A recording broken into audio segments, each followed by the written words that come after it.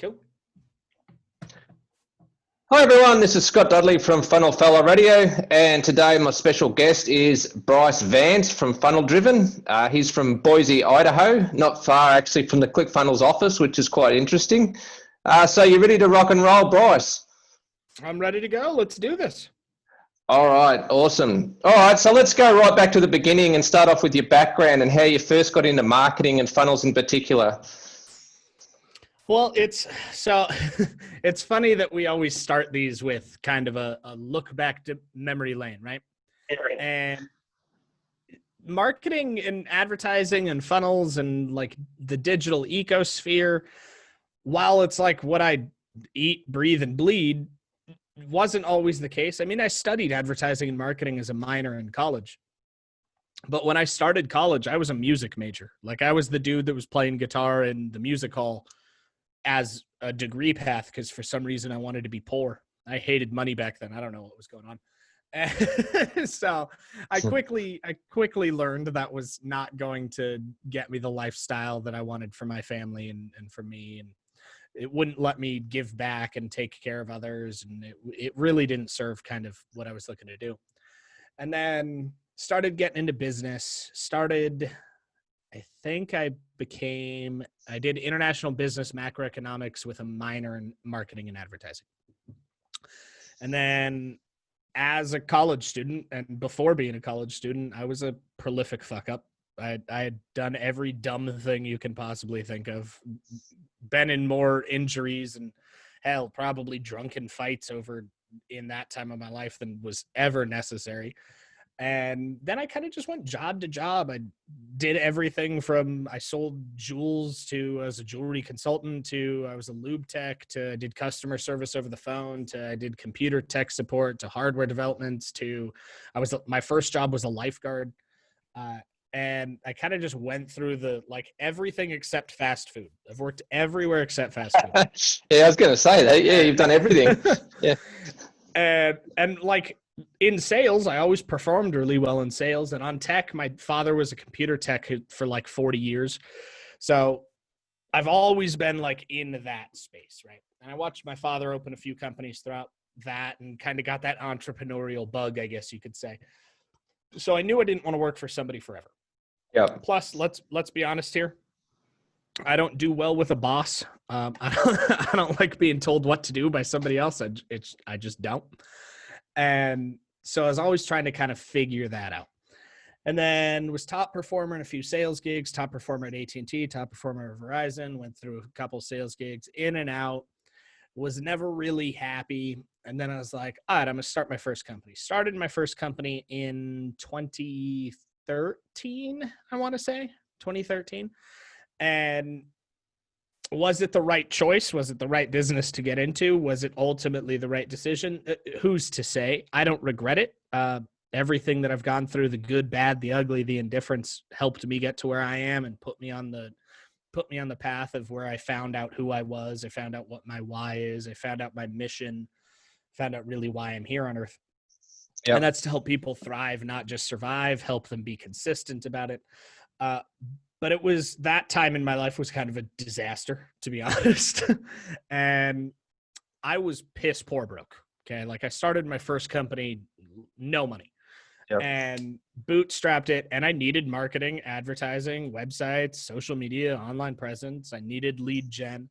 And I couldn't afford anybody, like anybody. It could have been your cousin's neighbor, couldn't afford him, right? So I just started doing it myself. I knew some advertising and marketing from college, but it was kind of 20-year-old tactics modernized, and then started playing with those. And then I've always known about funnels because it's not a new concept. It's just a new way to do that concept, right? Yep. And then started getting involved, started with Insta pages, and then went from to Insta page to lead page and lead page to ClickFunnels, and then ClickFunnels to I've got all of them now because we've got funnels everywhere and we build funnels consistently for our clients. But that journey of basically just having to hunt is kind of what got me originally in it. And then fell in love with it, saw a lot of issues in the industry, saw a lot of people getting taken advantage of, saw a lot of a lot of grand promises, but no delivery. And I didn't like it. And so I've spent far too much time and money on self-development and education. I've taken basically every coach and mastermind you can think of that has to do with digital marketing, with the exception of a few. I mean, some of them I got grandfathered into, or I got gifted because I was at an event, or so I've been very appreciative, grateful that that's occurred, but it's allowed me to really give back in a way that a lot of others can't. And it's developed into my company that I started in 2017 that originally was kind of just by happenstance, because I was an affiliate for a couple other companies that were in the space and didn't really like how things were going there, but I learned a lot from them. And some of them have turned out to be fabulous companies. Some of them kind of whittled away.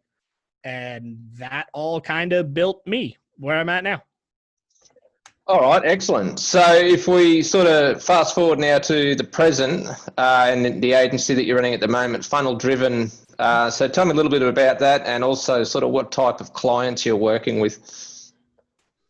Yeah, so Funnel Driven is, the easiest way to put it is we specialize in intent affinity behavioral data analysis and what are called AI backed or IR backed ecosystems. So we take and we do a really strategic data-based approach on, one, the development, because we're primarily a web development firm. We build the funnels, we build the websites, we build the chatbots, we build the integrations, we build the ads. That's our primary job, so to say, right?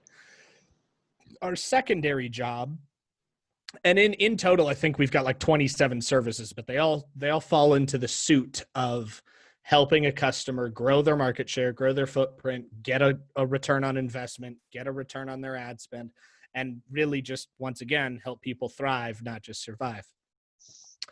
So we've cultivated this more or less one-stop shop identity, but we focus on, in all aspects of it, what's the data say? You can have the most beautiful funnel on the planet, and if there isn't data to back it, if you're not leveraging market data, if you're not leveraging affinity data, interest data, what your consumers are telling you, it's not going to work. Yeah. So what type of clients are you working with that? So we primarily work in about 14 different verticals. I think we've expanded a little bit. I think we're in 17 now in total. And it's basically any sales professional that has a desire to grow and has a holistic approach. We're not for everybody. I'll tell you that up front. More often than not, we've got to turn down business because it's not the right fit for us. Yep. Historically, real estate, mortgage, insurance, auto sales, mom and pop shops, jewelry, recreation, e-commerce, medical, training, other marketing agencies, fulfillment centers, podcasts, books, and coaches are our primary clientele historically, but it kind of changes with the seasons. Contractors were huge for us for about a year to 2 years, and they're a completely underserved community because there's a lot of contractors. That's kind of taken a step aside due to COVID. The contractors that have adapted are crushing it. The contractors that have kind of just decided to sit things aside, they aren't coming in. So we've kind of focused on more of a different approach. Today, most of our clients are falling in somewhere to the e-com realm or somewhere in the automotive or real estate realm. Those seem to be the big ones right now. And it's really due to how COVID's kind of affected and shaped the world. But yeah. Okay, interesting. So how many team members do you have, including yourself? So we're what's called a nomad company. It's why you see I've got a little AV room here at home. I work from home. I'm super grateful for that. And we've got my COO who's local. And then we've got 1, 2, 3, 4. We've got 4 on-demand personal contractors that are directly in the company in the local area. And then we've got 115 contractors that we sub work out to. So we're like a digital version of a general contractor. And subcontractors have to sign NDAs, DNCs, and an amended 1099 with us to be affiliated with us. But it allows us to really kind of provide services to our clients and give them the expertise and the results they're looking for without having a tremendous overhead. Okay, that's a lot of employees. That'd be a bit of a challenge to keep track of and manage, wouldn't it? Yep. Yeah, in a word, yes. Yeah, fair enough. All right, so considering there's so many different like target markets and you've got so many employees, I guess there's not really one type of signature funnel. You'd probably just do all sorts of different funnels, wouldn't you? Yeah, so it's really best suited to whatever the client's looking for. It could be product funnel, could be OTO, could be slows, could be anything. The most popular is part of what we call our client acquisition or our end-to-end solution. It's part of our ecosystems development. And the most popular one's the client acquisition funnel, which is anywhere between a 2-step to a 4-step sequential funnel using behavioral data, conversion marketing with conversational approaches, and then chatbot re-initiatives for re-engagement. It's probably the most popular because it does lead gen, product sales, follow-up, and acquisition all within that same ecosystem. And it all starts with the add to the click funnel or whatever funnel basis we're building in at that time. Okay, so it sounds like you also offer traffic and optimization and not just the funnels as well. So it's the whole package basically. It's an optional service. It's considered a bolt-on. Yep. So let's say that you were looking for help, for instance, right? And you stumbled across one of our, I think we've got like 185 funnels out there right now for lead gen. You stumbled across one of them, opted in, went through, booked time on the calendar. We would go through, we would do a deep dive, we would do a full audit, we'd do an online presence deep dive, we would do your SMO audit and your SEO audit. We'd really kind of try and get a picture of what's going on. During that, if you were the right fit, we would offer to assist you, send you over a proposal, all the information, and we bill in 2 sections. So the web development is the first section. That's a one-time only fee, and that's only applicable if you need something. More often than not, people need something. The second billing parameter is optional. You don't have to do it. We will build whatever you want us to build and let you run it. We recommend you let us run it because we're more apt to get a faster return than you are by yourself. Yep. And that's a monthly retainer. And that allows for the management, the optimization, the content creation, the syndication, the repurposing, video shoots, VSLs, scripting, whole 9 yards. Okay, so tell us about one of your most successful marketing campaigns and why you believe it performs so well. Is there anything that sort of springs to mind? We've had a lot of successes. The one that I tend to talk the most about is probably one of our first big clients. It was like 2017, 2018. We had a solar client that we no longer work with. I'm not at liberty to be able to disclose who they are, but we took 850,000 in ad spend that year that we were managing, and were able to help them generate just shy of 9 million in revenue from those. Oh, okay, that's so awesome. It had a really big return. Was it the most surprising? No. Was it the biggest impact? Maybe for them. But we've had a lot of success. We've had clients come in with 167 times return on ad spend. And for full disclosure, we've had clients completely fall on their face. It's all about optimization and making sure that your offer's tuned up right, your audience is tuned up right, the funnel and tech is working right. It's never a sprint. Some people get results day one, some people don't for 3 months. It's really kind of subjective. Yeah, fair enough. Okay, so what are your favorite online tools and platforms that you use to run your business? So we use quite a few of them. I would say my favorites are posting automators. I love Ulink for LinkedIn. Sendable for social media scheduling of posting calendars is a godsend. And my boy Trey just hooked me up with repurpose.io, which is a beautifully simple tool. It lets you syndicate. Let's say that you do a Facebook Live, right? Yep. And you want that Facebook Live to go to YouTube, to LinkedIn, to Twitter, to a Facebook group, to a Facebook page, to be able to be transcribed and uploaded as audio, all automatically, right? Historically, you would have to do the live, download the video, transcribe the video, modify the video for each platform, send the video to each platform as an upload, or schedule it in a scheduler, and it would take a little time. Repurpose.io lets you integrate with all of your networks and does that automatically. So I could do a Facebook Live right now from this, and by the time it's over, it will start syndicating to all of my social networks in the format appropriate for that network. Gee, that's awesome. It's beautiful. It's like $20. It's super cheap, super cool. I recommend everybody that's listening and watching to this, go to repurpose.io, sign up. It's amazing. Okay, awesome. So what are some of the biggest and most common mistakes that you see clients making? This would be interesting. Well, because you do so many jobs, you're building a lot of funnels, so you'd see a few mistakes, I'm sure. That we see other agencies doing, or that we see clients doing? No, clients. Sort of when they come to you, what are they doing wrong, basically? More often than not, they think an immediate result is going to occur. They have grand ideas of what a return are without having any factual data to back it up, or have ever marketed digitally ever, let alone any type of marketing. They don't have the proper tech setup or the sales staff in their company to even be able to handle scaling.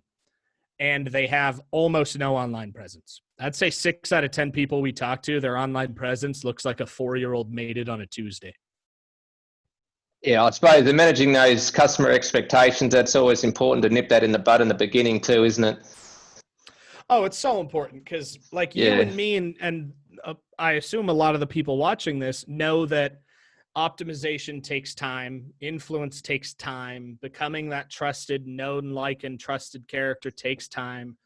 Getting the ability to have some persuasion and some weight in an industry takes time. Being an expert takes time. And even with the best ecosystem on the planet, it's not likely that you're going to go from 0 to 100 in a month. It's just not going to happen. You could be the exception, but most cases, that's not the case. Most cases, you're looking at 90 days for your first review. You'll get results within those 90 days for sure. To what extent? Well, that's what the review's for. Then it's optimization, optimization, optimization, optimization. The old cliche still stands true. Your best testament to return on ad spend and return on investment for any marketing campaign. I don't care if it's through a funnel, through the post office, through a call center, I don't care where it is 6 months to a year going to be your 2 crucial marks. Those are the ones that you want to look out to.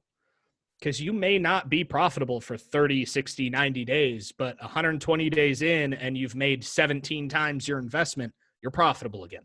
Yeah. And I guess also because you're so data-driven, you'd probably notice that most of the customers that you work with, they're not really looking at any of the data and they haven't even bothered with that yet. Would that be right? Most of them don't care. Yeah. At the end of the day, all of us are the same. We all want $1 in, $2 out or more, right? And that's important to recognize because that's all the consumer cares about. That's all the client cares about. It's our job to make sure that, 1, we can get to a phase where that's feasible, but 2, to kind of guide the customer there. Whether or not they choose to do business with us isn't our responsibility. We have a moral and ethical responsibility to guide a consumer to what is best going to serve them. If that's us, fantastic. If that's somebody else, they need to go to that somebody else because it's in their best interest. Yeah, fair enough. Okay, so what's the biggest challenge that you consistently have to face while running your agency? Time. Managing time. Yeah. There's only so many hours in the day. Yeah. On a normal day, let me see if I can get this to do the thing. On a normal day, this is my schedule. Oh, yeah. And I still have to fit in here somewhere to record all of these. These are all videos I've got to record. Oh, geez. And I still have to fit in training, and I still have to fit in optimization, and I still have to fit in consults, and I still have to make sure that the team's doing everything. Podcasts as well. Yeah, podcasts as well. And don't get me wrong, this isn't me complaining. I love my life. I love being able to do what I do. And there's tools and strategies that I can accomplish all of this in the normal time of day that we all have. Virtual assistants are one of them. They're lifesavers. If you don't have a virtual assistant, go to Arc, go to Fiverr, go to Maple, go to literally anywhere, find a decent VA, pay them like $3 to $5 an hour if they're in the Philippines, and free up like a third of your day. Yeah, I agree with you. Absolutely, 100%. All right, so with an eye to the future, what are you curious about or researching right now regarding digital marketing? So the biggest thing we've been spending a lot of time in is really threefold. One's augmented reality, which allows us to imprint for certain industries. So like we can build out funnels that have direct tie-ins to API to drones, and the drone footage can play in a video, so we can have an augmented reality experience of somebody pre-qualifying a roof for solar. We've been playing a lot with those. We've been playing a ton with identity resolution and using IR systems and IR pixels in lieu of Facebook pixel to see the difference there. Makes a huge difference on owning your data because you don't have an expiry on them. You can keep the data forever. So that's a strategic advantage. Bots have been kind of our best friend. We've been making new chat bots like it's our day job. So we've been able to create e-com stores directly in ManyChat. So you never have to leave Facebook Messenger, and you can full on shop through an e-com store from a company. Okay. Including cart, direct automation. It's got linguistics operations in there. We've been doing a lot of integrations with additional tools, we've developed a tool called Overseer. You guys are welcome to keep an eye out. We're going to launch a beta here shortly. It's not out yet. We're fixing some of the backend stuff, but it basically does everything that SEMrush platform and the Hoth do in a Chrome extension. So you just click the extension on a website and it runs a complete top to bottom audit of if they have Facebook pixels, where the traffic's coming from, if they've got a mobile app, how the traffic association's going, what the bounce rate is, everything you need to know to be able to help that client grow. And as a business owner, everything you need to know to vet who you hired to see if they're actually doing their job. Yeah.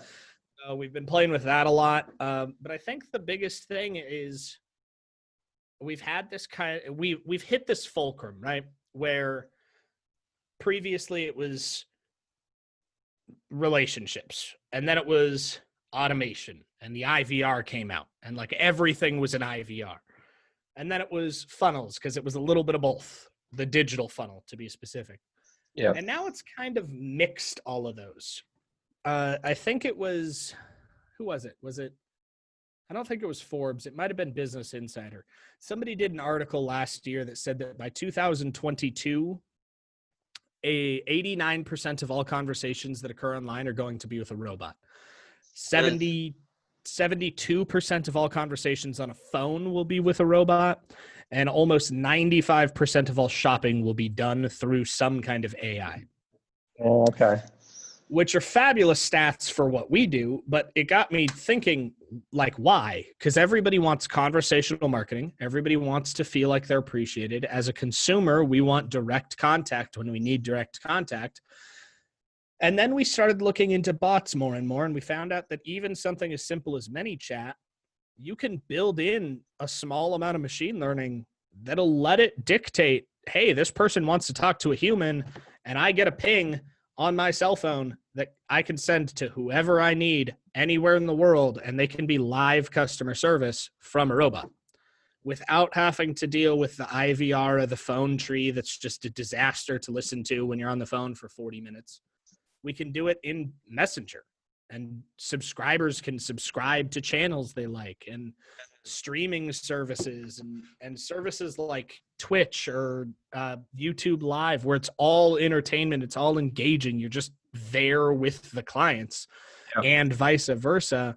We've been doing a lot of like tests with playing with it, for the lack of a better term, to kind of see where those go. Fascinating. Okay. So who are your marketing idols or the biggest influences in your career? Well, I think we've got to go with some of the tried and trues, right? Jay Abraham's a big one. Frank Kern's a big one. They were huge influences. And then some of the more, like, I don't want to say risque. I would just say maybe less known than those. Stewman was a huge influence on my life. Waylon was a huge influence on my life. Cardone was a huge influence on my life. Mathis was a huge influence. I've gone through a bunch of like underlings that have gone through theirs and done some education there. Lars was a big influence. You got people like Fleischman who like unintentionally influenced a lot of the stuff that I did. Really kind of just, if I had to pick one, I would say Kern. If I had to pick one, I'd say Kern is probably my biggest influence. He's been around a long time too. Yeah, he's like the godfather of direct response marketing. He's just changed his hairstyle over the years, that's all. Yeah. Yeah. All right, so to wrap this up, where can people go to find out more about your services and or your products? So there's a couple places. The easiest way to contact me or learn anything about me and my company is if you go to linktreebryce.phonesites.com. Once again, linktreebryce.phonesites.com. You can contact me there. It's got all of my contact information, a little bio. It's got a cute little picture of me because I'm adorable. And you like the joke? And then it's got links to like social sites and an upcoming podcast and all that. But if you want to know more about the services, there's going to be two main sites that I'm going to have you go to. Workwithfdllc.com. That is an application. It has a quick survey to tell me where you are, where you want to be, what's holding you back. And that's just going to be a lead magnet for me to get your information so I can reach out to you. You can go to results.closemorebiz.com and see just a slew of our marketing information. And if you want to learn more about mobile app development or computer app development or really anything that has to do with developing code, you can find us at chimeradevelopments.com. Perfect. All right. Thanks a lot for your time, Bryce. Really appreciate that and for sharing those insights. That was awesome. Yeah, I appreciate you having me on here. No worries, man. I'll let you get back to your night. Take care. See you later. Thank you.